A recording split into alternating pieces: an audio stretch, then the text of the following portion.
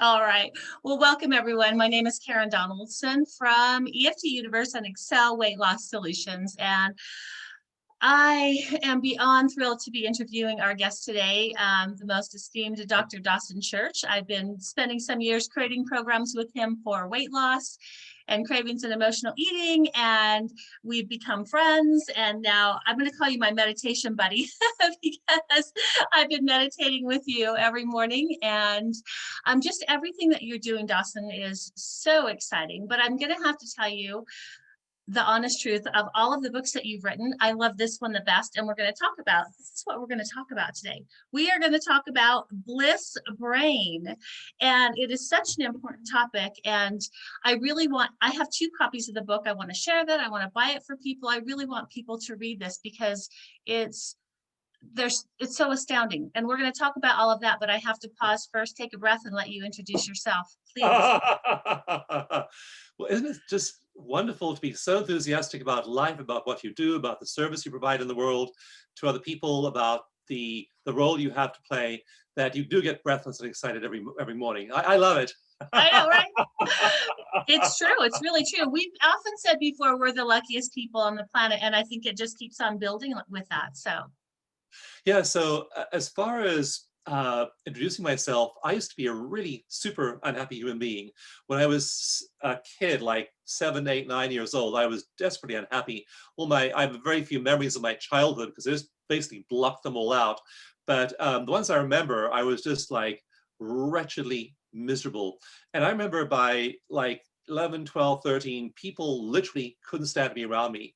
I say sometimes that I invented social distancing because people didn't oh, want to come closer than 6 feet to me because I was just this toxic cloud of anxiety, depression, and traumatic stress.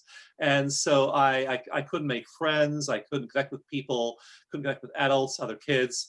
And then I knew I needed to fix myself. And in Bliss Brain, I told the story about how when I was 15 years old, I was in a hotel with a full-length mirror. I was walking down the hallway of a hotel, and there's a full-length mirror, which I never really encountered before. This is like 1965 or something like that. And I stopped and stared at myself in that mirror and looked at my own body and my own face. And I had on like these hippie clothes and bell-bottom trousers and a big bag of books slung around my shoulder because I was a bookworm. I read incessantly. And I looked at that face staring back at me from that full-length mirror, and the words flashed into my head spontaneously, "That's the saddest face I've ever seen." And I oh, realized I was so wretched, I had to do something to rescue myself. So I read The Perennial Philosophy, Aldous Huxley, Alan Watts. I went and lived on a spiritual community on and off for many, many years. I took spiritual growth classes on that perennial philosophy behind all religions. I enrolled for correspondence courses in university in psychology. I did all kinds of things. And, bit by bit by bit, I got less unhappy. But even by, 35, 45 years, many years later, I was still only a little bit less unhappy. And then just gradually, especially when I learned to meditate daily. So I learned to meditate at 15, but when I made the commitment at 45 years old, I said, I'm going to meditate every single day. I did that, and suddenly things began to change. I discovered EFT. I retrained as a researcher. I'd been in book publishing before that.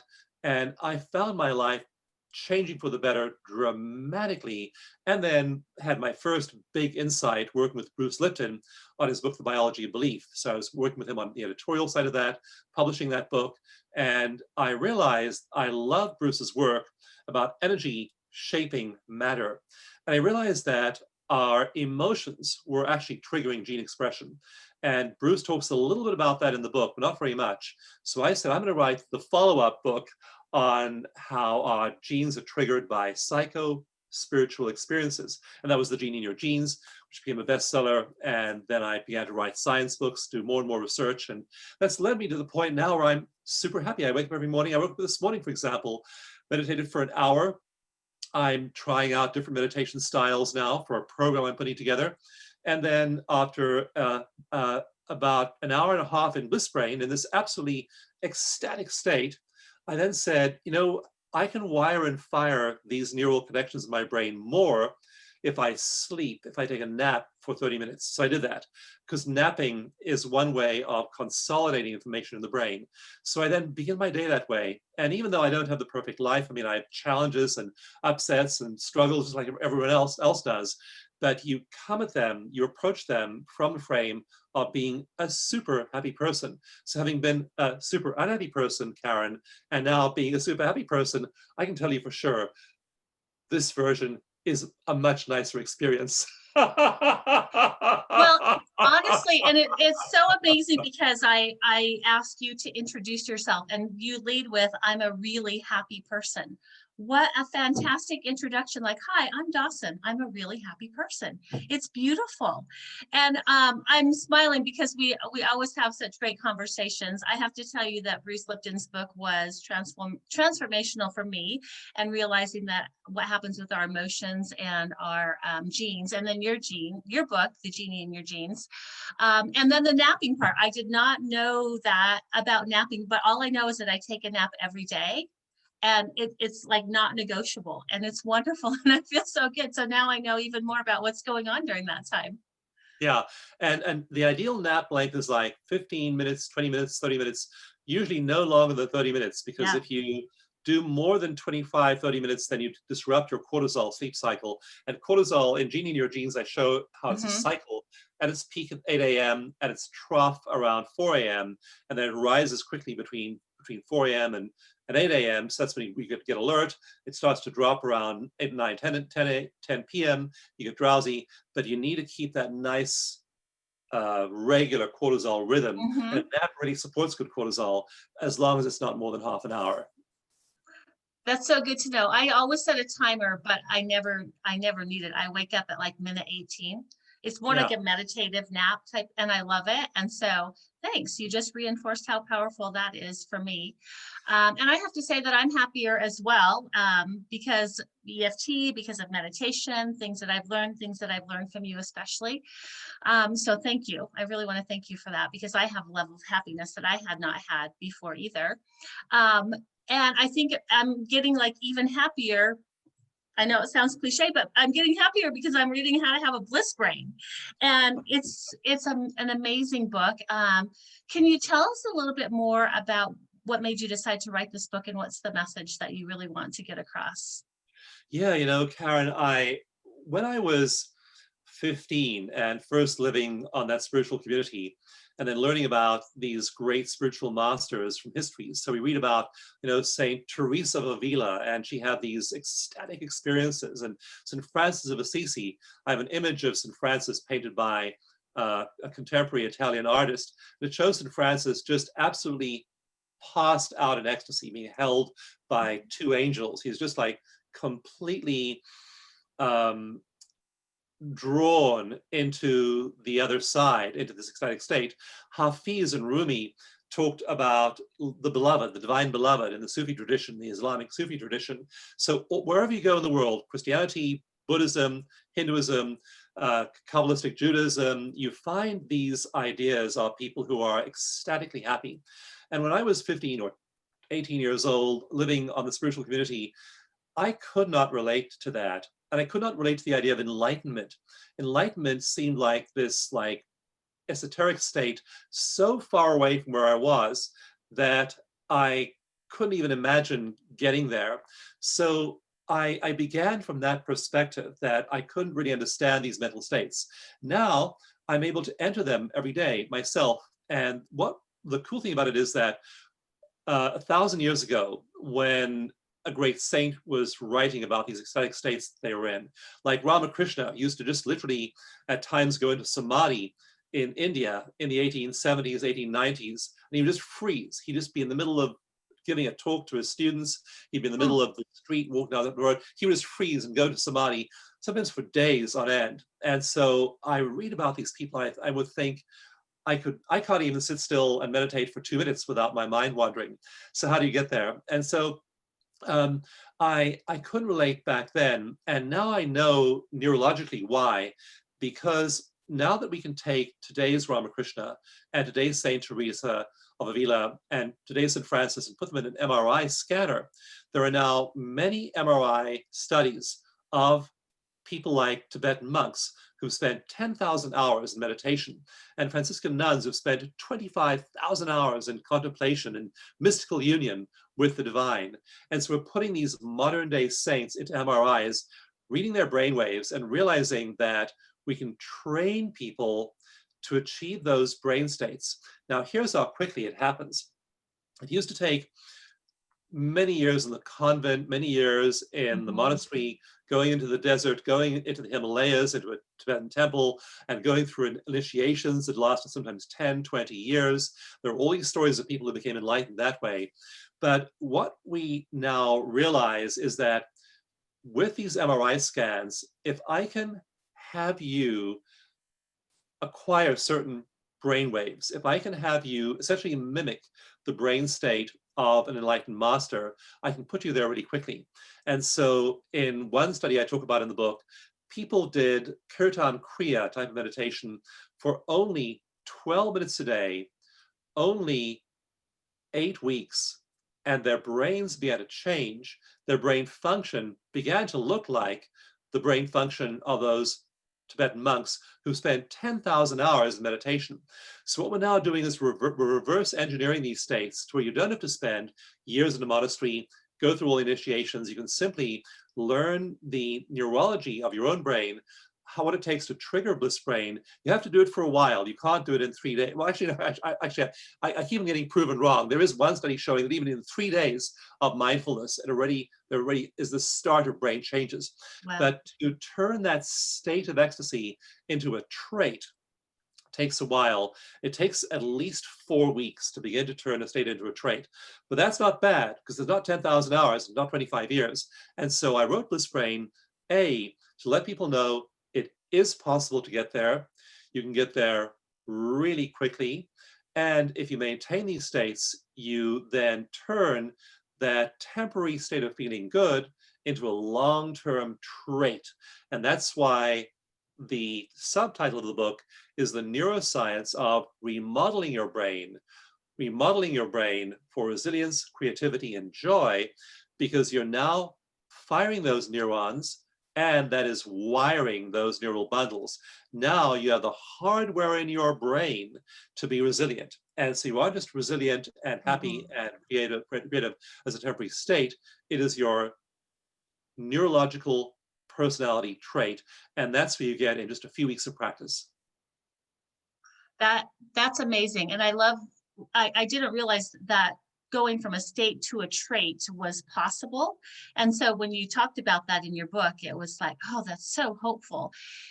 Everything that you talked about in the book really helped me to understand like how the brain works, and that we can actually make physical changes to the brain and neurological changes to the brain. And I think that's something important. Because for me, it was very motivating. It's like, well, I know if I meditate, I'll feel more peaceful and calm, and that's nice. But I have to tell you, I'm really excited about some of the changes that can occur to the structure of the brain and the neurotransmitters that are made. And you think about it, I mean, there are sparrows outside my window right now. There's a beautiful oriole that sometimes comes in and cleans out the hummingbird feeder. And the oriole does not make any changes in its brain in its lifetime. And the chimpanzee and the elephant and all these other species, none of them, they basically are born with a certain brain, and that brain matures, that's the brain they have for the rest of their life. And they aren't doing a whole lot of changing of their brain. And Darwin wrote in The Origin of Species that no human being in his or her lifetime will ever witness evolution, because it takes a long time for natural selection and gene mutation to produce evolutionary changes. And so I taught for years and years and years that we can't change our brain. The best thing we can do is we can do these practices that make us feel better. And so we can understand we have a brain that's highly wired for threats. One neuroscientist said that 70% of all of the material in our brain, the mass of our brain, 70% of it is devoted to identifying, detecting, and responding to threats. And so we have this, that's just what the brain does. It's what kept our ancestors alive. It's obviously highly adaptive to have a brain that can get you out of trouble. And so that was wonderful for our ancestors and terrible for us, because now we don't have predators out there. There aren't hostile tribes running over the hilltop with spears and slingshots trying to take us out. And Right. so we just worry about all the stuff that really has no impact on our survival. It isn't going to kill us. It isn't going to do us in. And yet we worry, we obsess about those things all the time. So what we can do, and the astonishing thing is that unlike the oriole, unlike the elephant, when I began to do this, and in just 4 weeks, I began to trigger changes in my brain, those changes are altering the anatomy of my brain. I talk in one chapter about physiology and anatomy in chapter 5. It's physiology, what you're doing with your brain, that's changing your brain. Like if I begin to work out and go to the gym, I can change the bulk of my muscles fairly quickly. My muscles start to grow. And same thing with your brain. Use your brain differently and light up different circuits for 4 weeks, 8 weeks, 2 months, 7 months. And suddenly you're literally changing the anatomy of your brain just the way you change the anatomy of your body by working out. So unlike all the other species on the planet, we can literally change the anatomy of our human brains. That is incredibly exciting, and I think it gives us so much hope, especially with this year, that's everything that's been going on, knowing that we can actually change it blows me away, Dawson, to be honest. It's absolutely incredible. So we have to take a break for just a moment. We're going to grab a drink of water. We're going to come back in about 20 seconds, and then we're going to talk more about Bliss Brain. Cheers. Cheers.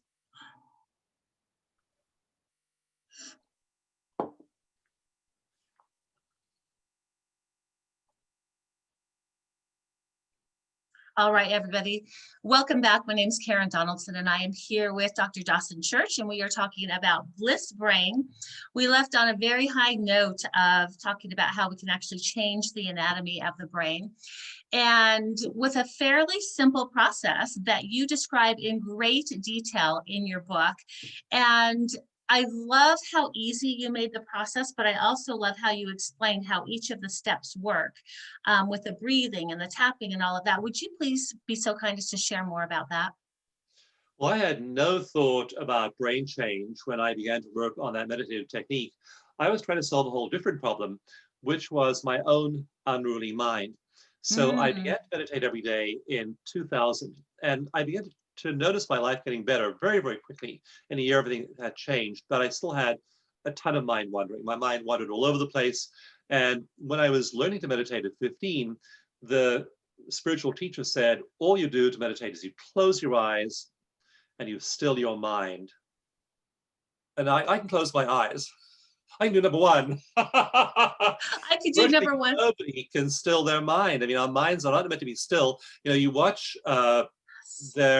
I was with two of my grandchildren recently, and we were feeding squirrels peanuts. We had this bag of peanuts. We were throwing them to squirrels. The squirrels would run out from their rocks, and they would grab a peanut with their little cute little hands, and they would go chomping away on the peanut like this, and then they would chomp that way for a few seconds, and they'd look up, look around to the side, look behind them, chomp, chomp, chomp, chomp, chomp, look around beside them.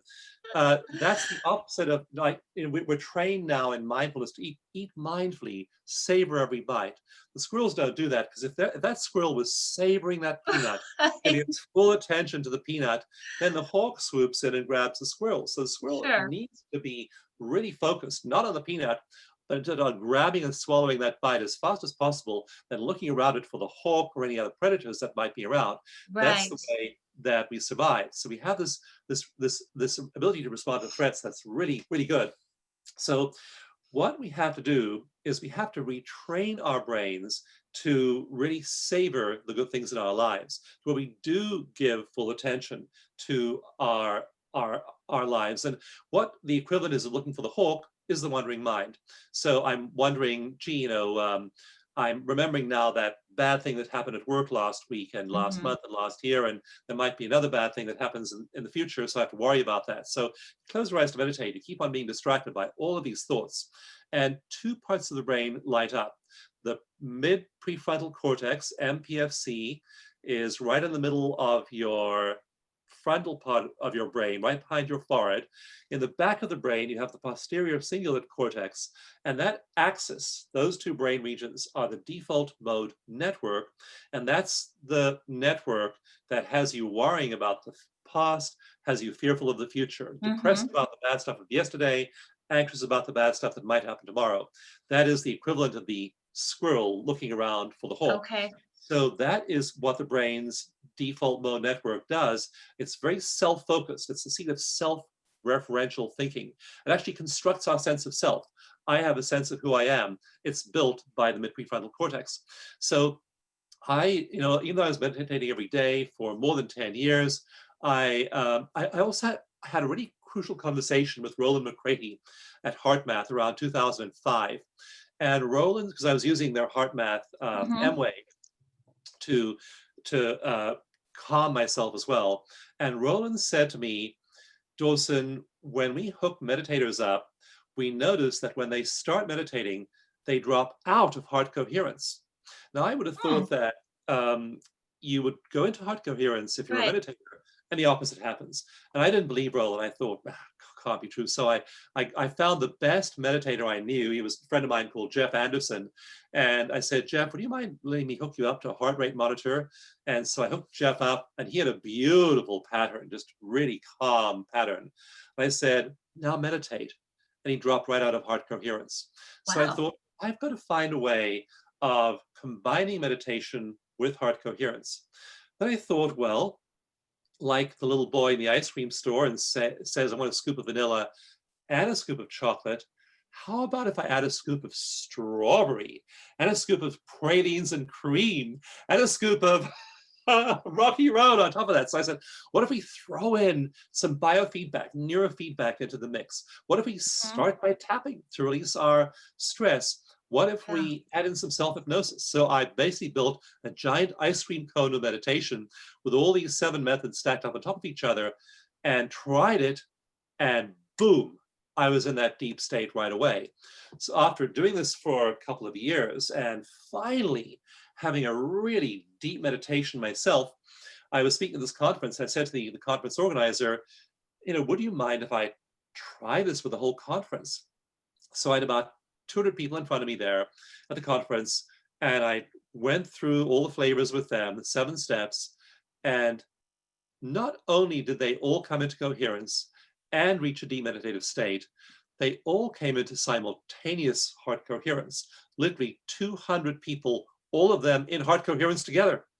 And I then realized I had something great, so I put it on the web, put it up there for free, left it there for many years, and then my webmaster said to me, Dawson, do you realize we're getting 20,000 hits a month on that stupid little 1-page, horrible-looking thing you've had up there for the last 10 years? And I said, well, maybe I should start to research it and see what's going on. So I did the first study, and we showed that people were having really good results from it. We did an EEG study with people up to EEGs, and the researchers said they had never seen anything like it in terms of brain function that people were doing. We did a big workshop. People did it. They got a lot happier, a lot healthier. We then did an MRI study, and that showed that people are having radical changes in brain anatomy and function in 4 weeks using meditation. So that's the kind of the progress I've made with it so far. Absolutely amazing. I don't even want to stop, but we have to stop for just a moment for a quick break, take a water break, and we'll be right back.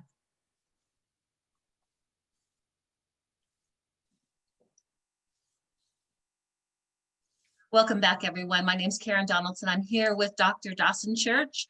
We're talking about Bliss Brain and the power of meditation. But honestly, Dawson, it's so much more than just feeling calm. You just talked about how we can get into heart coherence and how you built that into your meditation. And I've been doing it for just a few weeks now, and I'm already noticing a difference and feeling the effectiveness of it, not just for feeling better, but I don't know how to describe it. It's just so good. Do you mind sharing a few more of the steps? You talked about the EFT tapping to calm the brain, and there are a couple more steps that I find very interesting, but probably crucial as well. Yeah, and in the book, I break down each component of those 7 steps, and I give you the references so you can see the science on which it's based. But I want to just backtrack to something you just said in passing, which was that you feel different. And Yeah. so what we have now is we have quite a bit of science building up around eco meditation, EEG studies, and I describe in Bliss Brain, I describe also the really pivotal MRI study that we just finished, this big, difficult, expensive university study looking at people in a randomized controlled trial in an MRI before and after a month of eco meditation. And so we're now measuring its effects, and we can describe those. And in the book, I do describe them. But you said you feel different. And that is really the trigger I'm trying to educate people about, is that different feeling, you feel better, you feel more calm. For one thing, in some studies by a researcher called Teresa Mabile at Harvard, in chapter 6 of the book, I talk about the effects on your day. So when you hit that state for that 15 minutes or 20 minutes of eco meditation, that effect persists, according to the Harvard studies, for 48 hours. So for 48 hours, you feel either a lot better or a little bit better. And it's that feeling I want people to get. Yeah. So I can't hook everyone up to an EEG, but I can have them feel those sensations in their bodies. And you know, when you feel that you're in a good space. And then you feel it today, and you feel it tomorrow, and you feel it several days in a row, then several weeks in a row. And now you start to actually condition your body to feel good and to want to feel good every morning. And so in chapter 5 of the book, I talk about all of the bliss molecules that this unlocks. So we then are literally getting addicted to those own feel-good hormones. So when you say you feel good, that's what's going on, and that'll encourage you to stick with it. And the 7 steps are very simple. The EFT tapping, you tap on these acupressure points to release stress. You relax your tongue on the floor of your mouth, which sends a signal throughout your whole body to, it taps into the parasympathetic nervous system. That's the second thing you do. You breathe rhythmically through your heart, and that puts you into a state of coherence, heart coherence. If you breathe 6 seconds in, 6 seconds out through your heart, you then also send a beam of emotional connection to somebody who you associate with unconditional love, and that puts you into deep heart coherence. And so I talk about the things that trigger neural plasticity. What triggers neural growth the fastest? You want to basically ramp up this process. So if you were training somebody on weights, you say, if you want to bulk up your body, what will give you the most muscle mass the quickest? Well, I've done the research, which I describe in Bliss Brain, on what will bulk up your happiness neural circuits the quickest. And it's not any old meditation. In fact, we discovered that many forms of meditation are ineffective or ineffective for some people.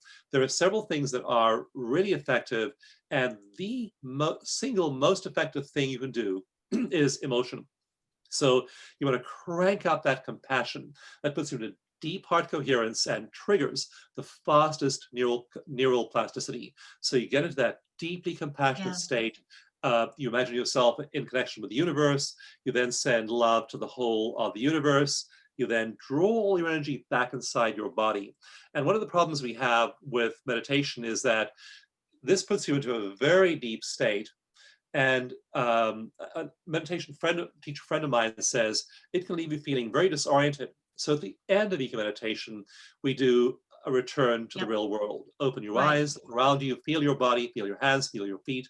Oh, also, I forgot to mention picturing a big empty space between your eyes. That puts you in an alpha brainwave state. And so at the end of the meditation, you sink back into your body, you feel your body, you look around you, and you orient the outside world rather than just launching yourself back into reality in the sort of semi-dazed, ecstatic. Right. Well, you can go ahead and add me to the research that shows that you feel better. And you can actually add me to the research that shows I'm already addicted to wanting to feel better.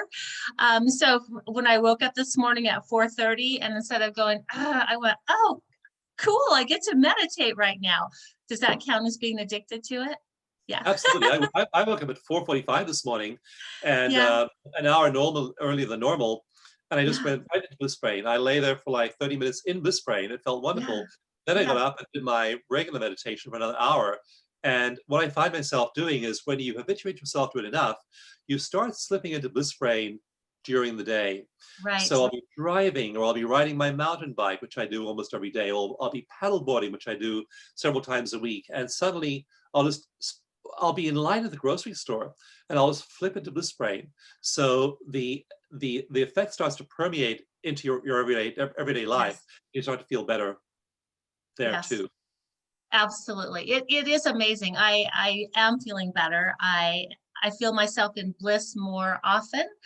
And then I have to just believe, well, know that when we are in a state like that, we are actually sharing that with those around us by helping to raise the energy of those who are around us, which I think is a beautiful gift. So maybe we can talk about that in a couple more things. We have one more break and then we'll be right back. Thanks.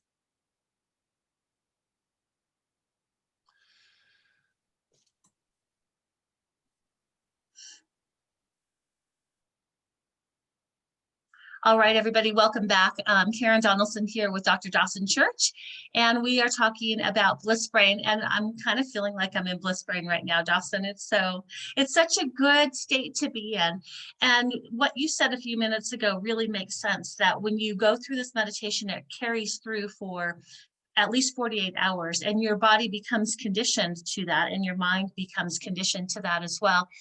One of the things that I'm really passionate about is helping people get to a higher vibrational state, to feel better energetically and emotionally. And so I often say, if you're on a scale of 0 to 10, if you're down here at a 1, I call that one land, then you are going to attract more people to one land. And pretty soon everybody's like miserably together in one land. And it might feel comfortable because that's what you're used to, but it's probably not the best place to hang out. So if we can hang out at 8, 9, or 10 land, that is so much better. But the cool thing is, when you're up here, then you are vibrating that energy out to everyone around you. And very often, not always, but very often, the people will start to rise to that level with you. And then nobody's stuck in one land, which is like beautiful. So I'm sure you've experienced that before. Just a nice benefit of raising your own energy. Yes, and I talk about that in my previous book, Mind to Matter. That's the phenomenon of emotional contagion. And some Yes. brilliant researchers in the 1970s began applying the model of the spread of infectious diseases like the flu. They said, Mm-hmm. well, how do emotions spread? And if so, how do they spread? And they find that emotions are highly infectious, that if I feel better, in one long-running 5-generation studies running since the 1940s, they find that if I feel better, my neighbor is about 35% likely to feel better. So if I'm happy, I make my neighbor happy, about 35% more happy. He makes his neighbor, who I don't even know, Yes.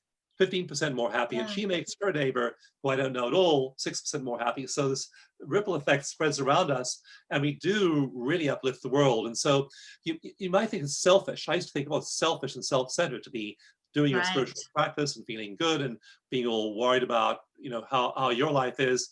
And Yes. if you in fact become happy, you then become an agent of emotional contagion all around you. Like when I'm in the grocery store and I have to Yep. wear a mask, I point to my mask and say to the clerk at the end, I'm smiling behind the Nice. mask. So they know, of course, the person can tell, they smile as well. And Yeah. so suddenly I've only had a 5-minute interaction with a grocery store clerk, and I produced emotional contagion all around me. And so we have this amazing, remarkable ability to produce positive or negative emotional contagion. So Yep. if you are a 1, if you can find a 2 that will tolerate your presence, go hang out with the 2 and Yeah. meditate first. And if you can find somebody, who's a mentor for you, like I feel so lucky to know people like Marion Williamson and John Gray, Jack Canfield, Donna Eden, and these are mentors, and I hang out with them personally Yeah. sometimes, and they're 10s. Hang out Nice. with people Yeah. as high up the ladder as you can. In Absolutely. chapter 6 of Bliss Brain, I talk about, I asked Andrew Viddick, who's like this remarkable, profound meditation teacher who I've learned so much from over the last, we've been friends for about 35 years.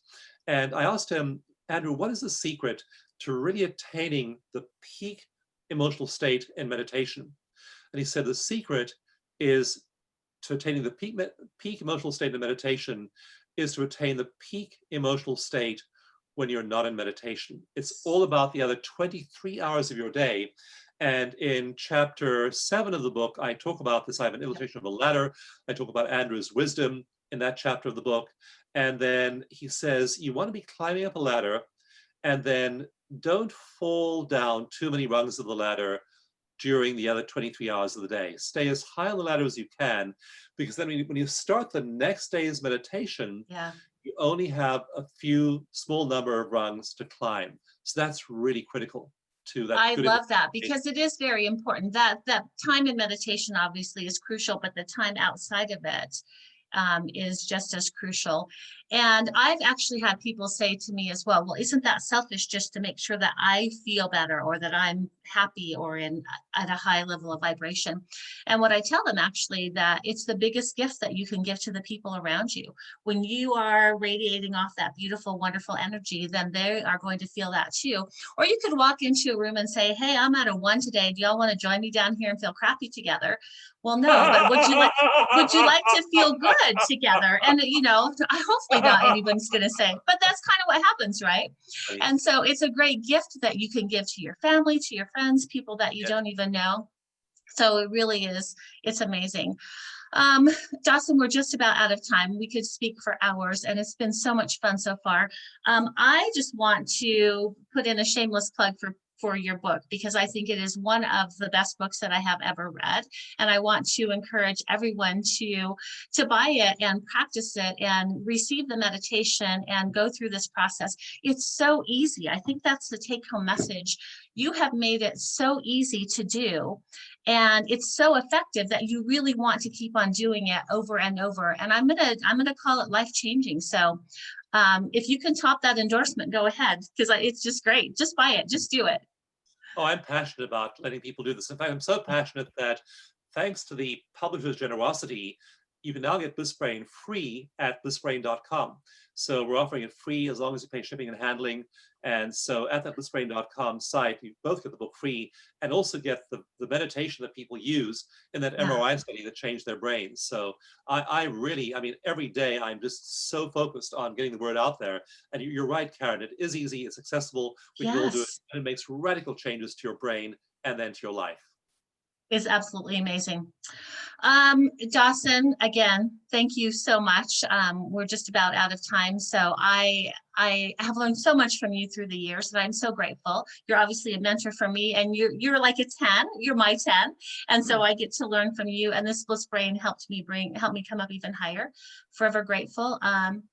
And please go to Dawson's resources and get the book. Where can they go? Is there a certain website place that you want to send them to, Dawson? Yeah, blissbrain.com is where they can get the book free.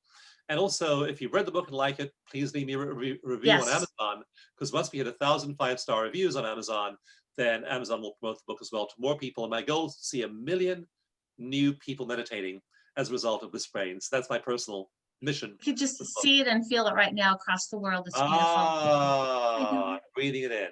Awesome. Thank you, Dawson, so much. We'll see you next time.